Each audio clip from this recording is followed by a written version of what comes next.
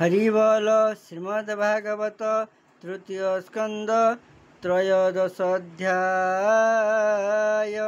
शुकवाच एमन्ते मैत्रेय वचन शुणि विदुर तो समान कृष्ण चरिते भाव भरी पुनि पूछई पाद धरी। हरिबोल। विद्रोवाच से स्वयंभुव ब्रह्मसुत संसार प्रिय प्रिय व्रत प्रत्यक्ष ब्रह्मार शरीर से स्वयंभुव नृपवर जे सतरूपा पत्नी तर स्वभावे ब्रह्मार शरीर निर्मित नर नारी रूपे विष्णु आदेशे महाकल्पे मैथुन भावे से रहिले केमन्ते सृष्टि भी आइले से राज ऋषिर चरित कही संत सकर चित ए कृष्ण कथा पुण्य जस श्रवणे चित्त कलास एमन्ते विदुरर वाणी मैत्रेय बोले ताहा शुणी। हरिबोल। मैत्रेयवाच शुण विदुर एक चिते तू जहा पचारिलु मते ब्रह्मार शरीर संभव पत्नीर तुले स्वयंभुव करंजलि शिरे देई बोलई ब्रह्मा मुख चाही तू सर्व जंतुंकर पिता जन्म संपद वृत्तिदाता आंबे तोहर भृत्यपणे जेमन्ते खटु तो चरणे से आज्ञा दिय वेदवर तोर चरणे नमस्कार जे कर्म साधियतिरेके सुजस इह परलोके लभन्ति प्राणी आत्मसुखे से आज्ञा करता तमुखे एमन्ते पुत्रर वचने ब्रह्मा कहिले तो समने। हरिबोल। ब्रह्मावाच शुण कुमार साधु धीर तुए संसारे नृपवर निर्मल हृदय तु पचारु जन्हे संवाद शिष्य गुरु तोठारे होइली प्रसन्न तोहर हेउ जे कल्याण पितार आज्ञा शिरे धरी सादरे सर्व दूर करी एहार संगे तु ही राम संतति कर आत्मसम पृथ्वी पालन तू कर यज्ञ संतोष चक्रधर प्रजा पालने कर आशा तेणे मोहइब शुश्रूषा जे यज्ञ रूप जनार्दन तो प्रति होइबे प्रसन्न से यज्ञ अन्ते जनार्दन जाहाकु नुहन्ति प्रसन्न विफल श्रम ही ताहार जेणु आत्मारे अनादार एमन्ते पितार वचने शुणी स्वयंभुवत समने आनंदे सिरे कर देई बोलई ब्रह्मा मुख चाही हरि बोल मनुवाच भोनाथ तोहर आदेशे सृष्टि मु करिबी विश्वासे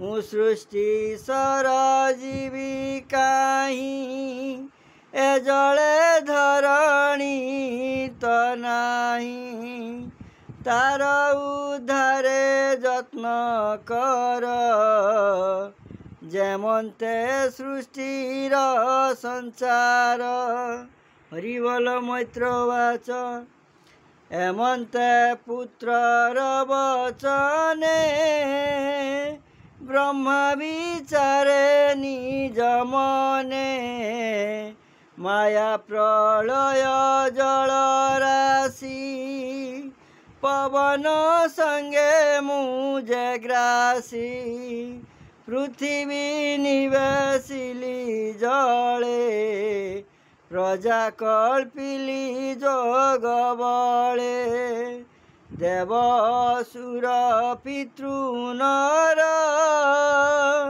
पशु पतंग महिधर वृक्ष औषधि उच्च नीचे धरणी स्थापिली जे संचे एबे तो जले नहीं मही एमंत ब्रह्मा विचारई जले न देखिब सुंदरी विधाता मने ध्यान करी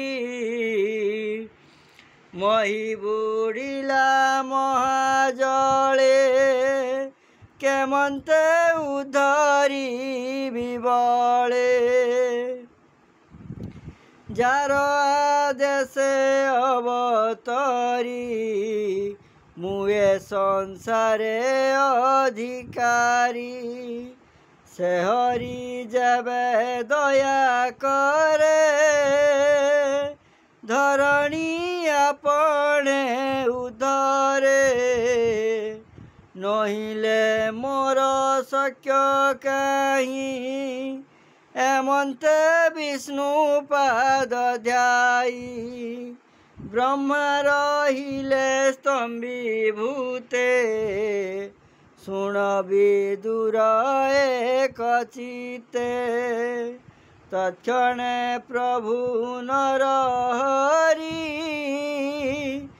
बालशुकर रूप धरी अंगुष्ठ प्रमाण शरीरे जन्मिले ब्रह्मानाशा द्वारे पुणी क्षण के गज प्राय अद्भुते बढ़े तारकाए मरीचि आदि मुनि जेते सनत कुमार सहिते ଅଦ୍ଭୁତ ବରାହ ଶରୀର କ୍ଷଣ କ୍ଷଣକେ ଅଗୋଚର। ଋଷିଙ୍କି ଚାହିଁ ବେଦବର କହନ୍ତି ଦେଖି ତା ଶରୀର। ଅଙ୍ଗୁଷ୍ଠ ମାତ୍ରେ ଜାତ ହୋଇ ପର୍ବତ ସମାନେ ବଢ଼ଇ। ଶୁଣ ସକଳ ମୁନି ଜନେ ଏ ରୂପେ ଖେଦ ମୋର ମନେ। ଏମନ୍ତେ ପୁତ୍ର ଗଣ ଘେନି ବିଚାର କରେ ପଦ୍ମଜନି। ଏବା ଅନାଦି ଭଗବାନ ଏ ରୂପେ ବୋଧେ ମୋର ମନ। ଏମନ୍ତ ଜାଣି ବାସୁଦେବ ଗର୍ଜିଲେ ଗଜେନ୍ଦ୍ର ସ୍ୱଭାବ। ବ୍ରହ୍ମାଦି ଋଷିଙ୍କ ସಮೇତେ ହରଷ କଲେ ସର୍ବେ ଚିତ୍ତେ। ଦିଗ ପୁରିଲା ଗରଜନ୍ତେ ଅଦ୍ଭୁତ ଶବଦ ସହିତେ। ସେ ମାୟାମୟ ରୂପ ହରି ଛଳେ ଶୁକର ରୂପ ଧରି। ଦେଖି ଚକିତ ମୁନି ଜନେ ଆନନ୍ଦେ ବିଚାରନ୍ତି ମନେ। ଜନ ସତ୍ୟ ତପ ନିବାସୀ ମିଳି ସକଳ ବ୍ରହ୍ମ ଋଷି। ସ୍ତୁତି କରନ୍ତି ମନ ତୋଷେ ଧରଣୀ ଉଦ୍ଧରିବା ସେ। ଯାହାର ଗୁଣ ଅନୁବାଦେ କ୍ଷମ ନୁହନ୍ତି ଚାରି ବେଦେ। ଯାରୂପ ମନ ଜ୍ଞାନେ ଚିନ୍ତି ଅଶେଷ ଶାସ୍ତ୍ରେ ନ ଜାଣନ୍ତି।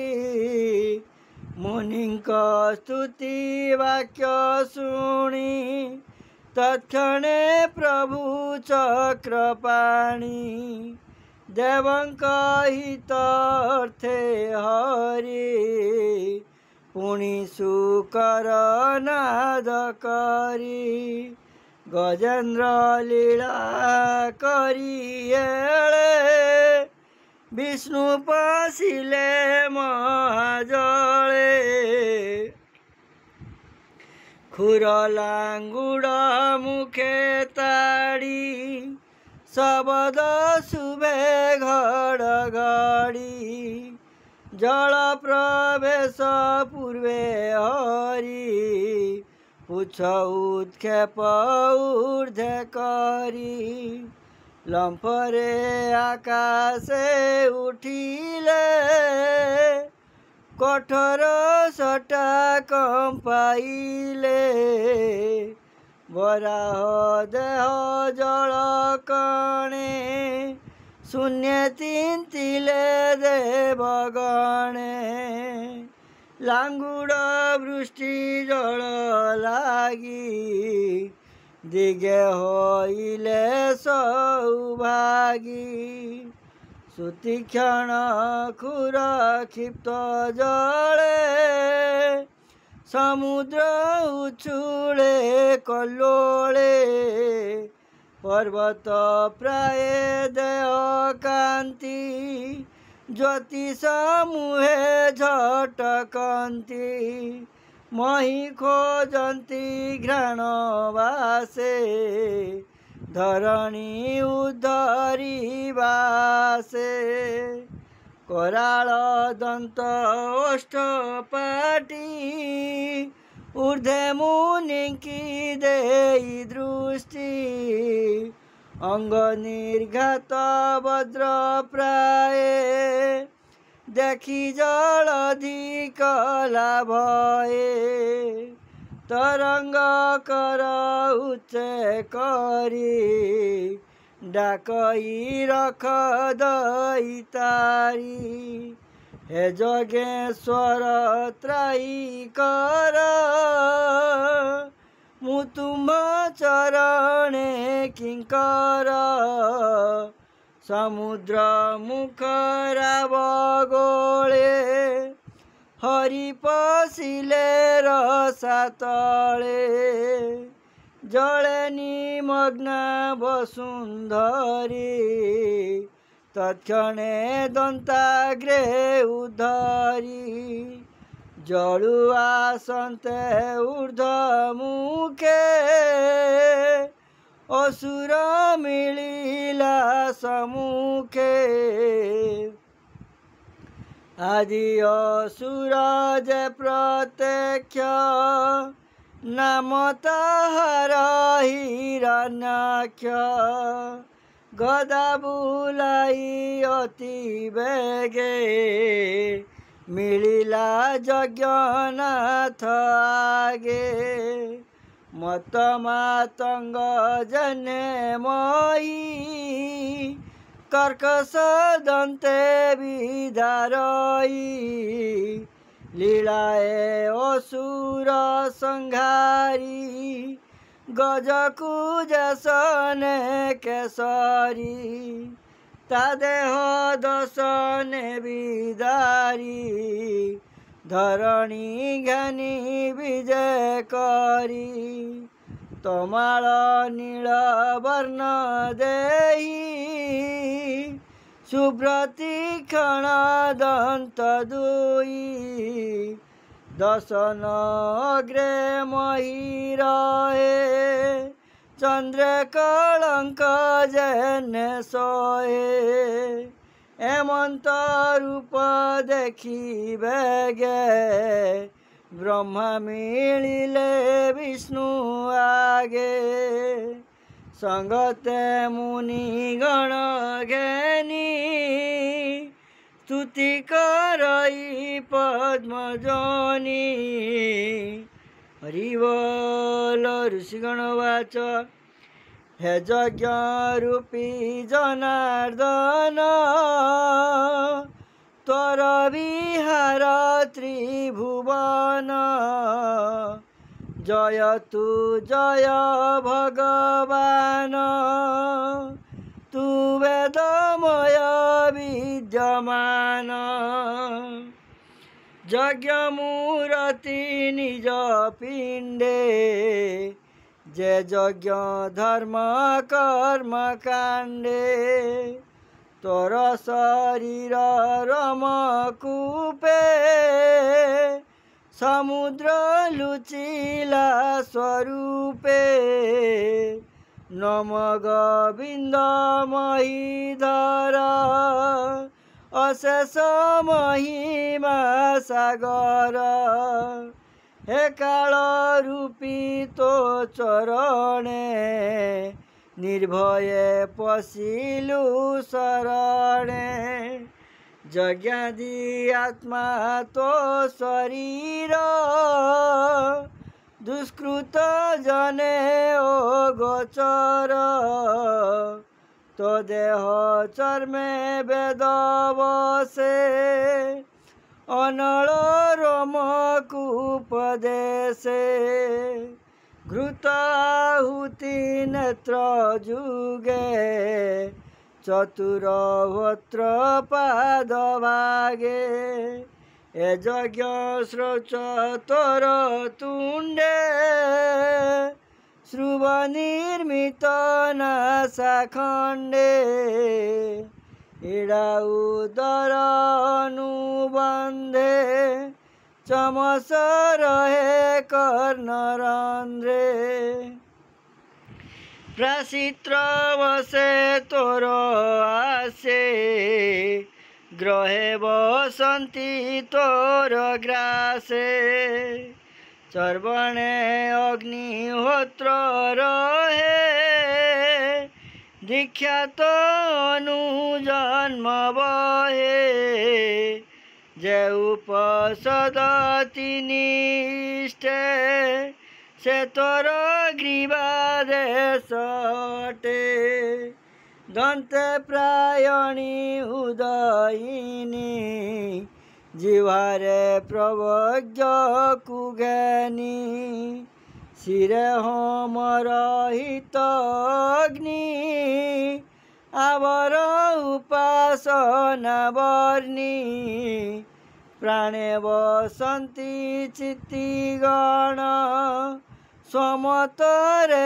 आचरण सवन तोर अवस्था सप्त धातुए तोर संस्था तो देह सिद्धि सर्वसत्र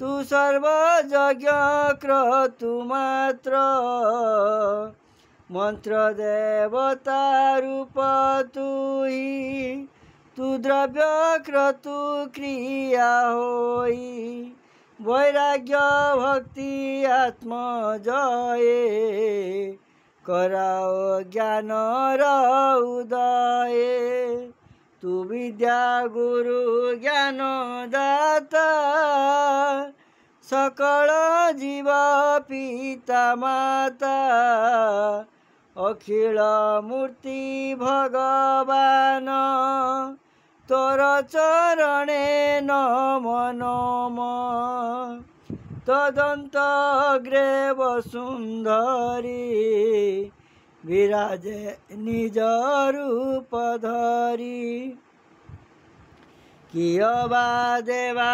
पटान्तर जले जे सने करिबर पद्मवनरु से निर्गत दन्ताग्रे पद्मिनी शोभित एजे सुकर तोर देह अशेष यज्ञ वेदमय दन्ते धरणी करे शोभा किबा उपमा भेदेवा पर्वत शृंगे जलधर जेमन्ते दिशई सुंदर तेमन्ते शोभित धरणी तदन्तग्रे चक्रपाणि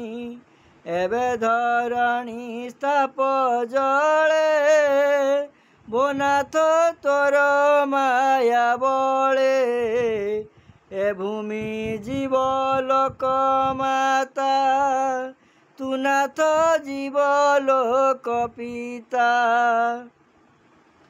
तो बिनु केबा अन्य बले मही उधरे महाजले एणु विस्मय आम्भ नाही अति विस्मय विश्व देहि एणु विस्मय आम्भ नाही अति विस्मय विश्व जेहि ताकु तुही माया बले सर्जना कलु ए सयले ए जे ईश्वर तोर देहि सकल वेदमय एहि जले पसन्ते तो शरीर जलधि दिशे भयंकर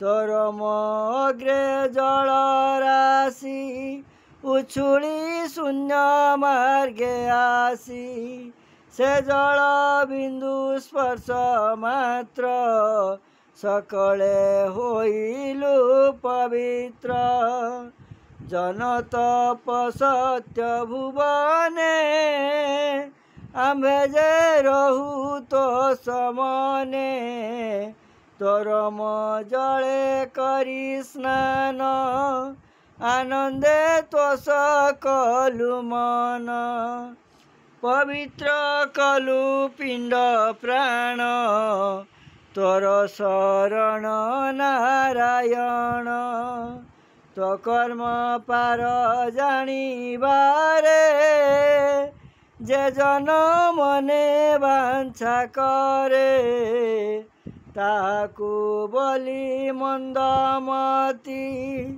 जेणु असाध्य तोर गति तो जग माया गुण बले आंबे मोहित ए सयले एणु विश्वकु सुख देई आंबकु नाथ कर त्राही हरि हरि बोल मैत्रवाच ब्रह्मादि मुनि वचने बराह रूपी तो समने जले बसाई वसुंधरी अदृश्य होइले मुरारी से हरि अभय चरणे विदुर पशतु शरणे ए मनोहर कृष्ण कथा जय बाहंती श्रोता वक्ता तार हृदय भगवान तत्क्षणे हुअन्ते प्रसन्न से हरि अद्भुत चरित शुणि विदुर तो सचित शुण सुजने तो सचिते संसारु तरिब जेमन्ते जार प्रसन्ने माया घोर नलिनी दले जेन्नीर न लागे निरते सिंचन्ते विष्णु प्रसंग अनुमते कर्णे पसन्ते हरिवाणी सुधा समुद्र परिमाणी आनंदे कर सुधा पान जेणे होइब तत्वज्ञान तृतीय स्कंदे भागवत अद्भुत बराह चरित एणे निवासी बुद्धि चित कहि दास जगन्नाथ हरि बोल। इति श्रीमद्भागवते महापुराणे परमहंस्यां संहितायां तृतीय स्कंदे वराह प्रादुर्भाव वर्णने नाम त्रयोदश अध्याय।